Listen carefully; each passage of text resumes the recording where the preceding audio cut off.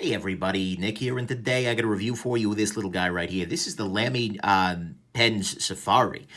This is a very interesting piece, and I want to thank my buddy Robo Jim for sending this guy along with a bunch of other nice pens. So thank you very much for that, Robo Jim. Let's do a little size comparison. First off, here it is against just your generalized big click stick sort of pen. So you can see this is not a small pen whatsoever. In fact, it's a little longer than I expected, which is kind of strange.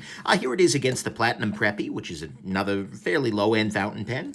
Right here, the TWSBI Eco, the Pilot G2, and a standard international ink cartridge that this freaking pen should be using. Whoops, sorry, a little bit of ugly slipped out there.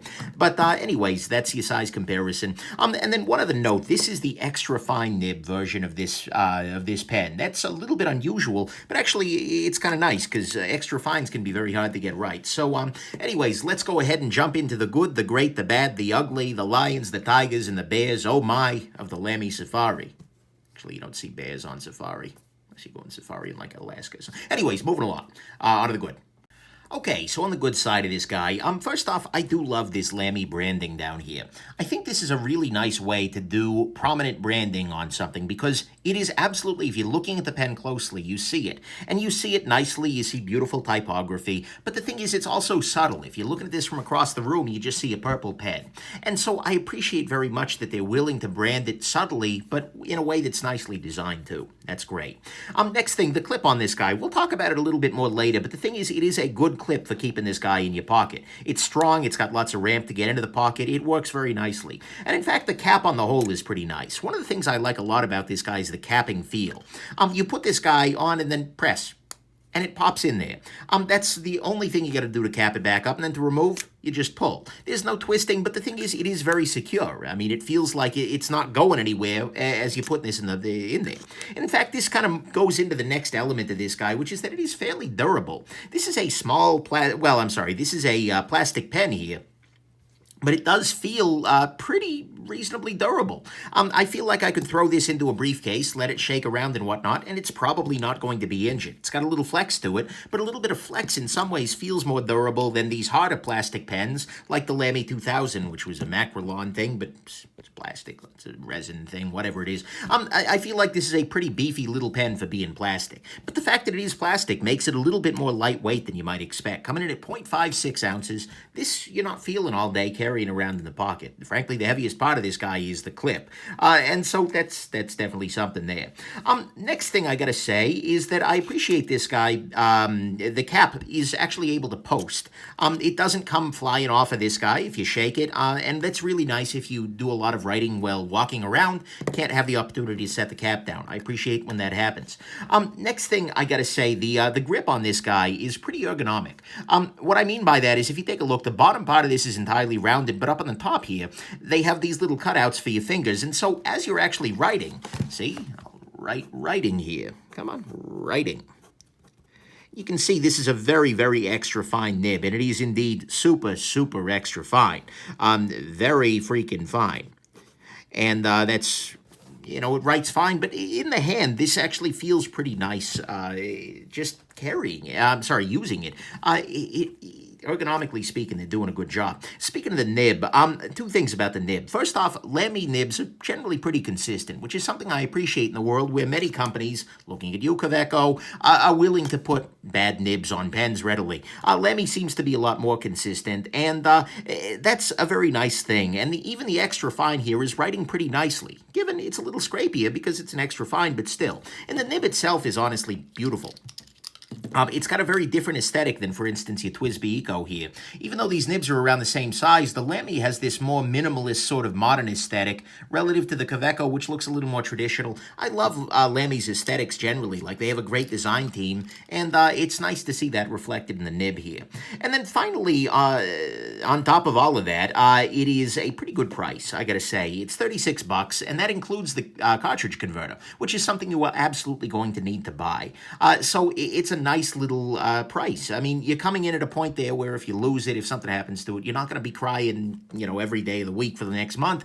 But at the same time, you know, it's not so cheap that you're struggling with cheapness. God, guys, sorry, it's been a long day.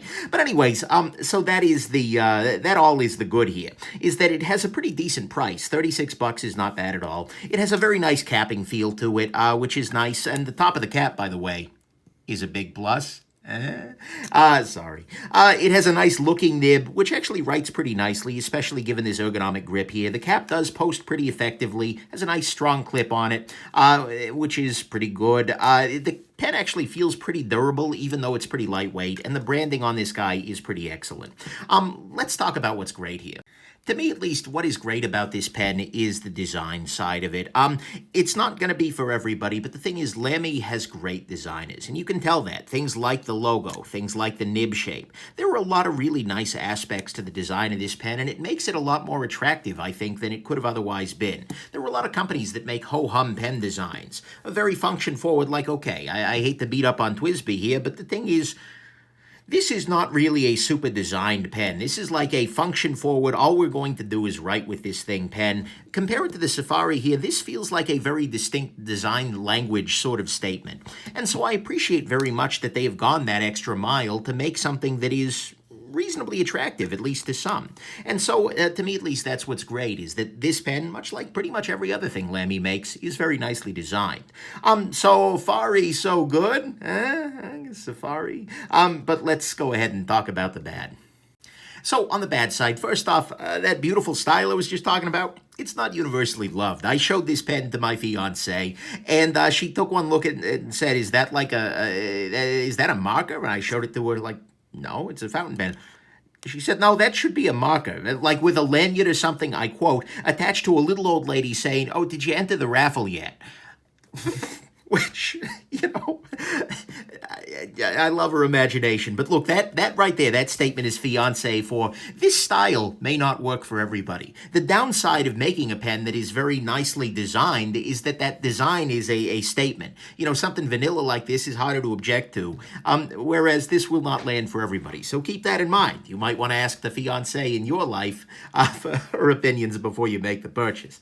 But that's beside the point. May just be that she's crazy. Well, she's crazy, but that may just be her reason for saying that. Good kind. Anyways, next thing, this crud catch and bottom groove, I am never a big fan of. You see these on other things as well, and I just, why are we putting grooves on these things? It's just going to collect lint and crud and crap. Why are we doing this? Why must we play this game, Lamy? I don't know if there's a manufacturing reason or something, but either way, it's not a fan of it. Next thing, the clip on this guy. I was talking about it being a very effective clip, and that it is. But the thing is, this is a large clip. This is like a seriously large clip. Your pen will not be going anywhere, but that's because this clip is freaking-enormous. I mean, if we compare this to other pen clips, it's almost comical. You'll get great retention out of it, but man. And it's also painted black, which means you're going to get damage to this over time. Every time that you scrape this up against something, you're going to have little dings that are going to be apparent on a clip like this that are less going to be apparent on a clip like this one. And honestly, the fact that it is so big and huge does mess with the balance a little bit when posted. The pen is still okay to write with when posted, but it's definitely got something in the back there that's pulling it backwards, and that something is this 10 feet of freaking wire. So this clip, although it's very effective as a clip, is a little bit huge-tacular, and I'm not a huge fan of that. Then finally, the pen itself, honestly, feels a little bit large. I mean, and maybe I'm just being picky here, but the thing is, this guy is good and big. And given that it's relatively lightweight and that a lot of the case here isn't actually holding anything, I feel like this could have been made a little bit shorter and it would have been a little more compelling as a result. I tend to like a smaller pen for everyday carry, especially if I'm putting it in a shirt pocket, but this just felt a little bit on the big side. So at least to me, that's what's bad here, is that the pen feels a little bit large to me. The clip is pretty huge and painted, so it's going to show damage. The crud-catching groove on the bottom here doesn't really do anything for me, and it does not necessarily meet everybody's design expectations.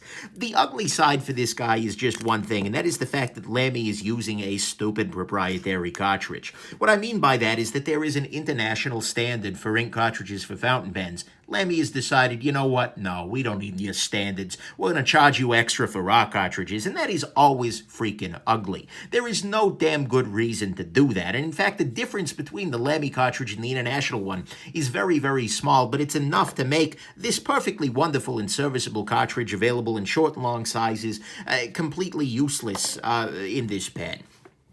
So I hate that. I find it deeply ugly, and I really dislike manufacturers who use proprietary standards.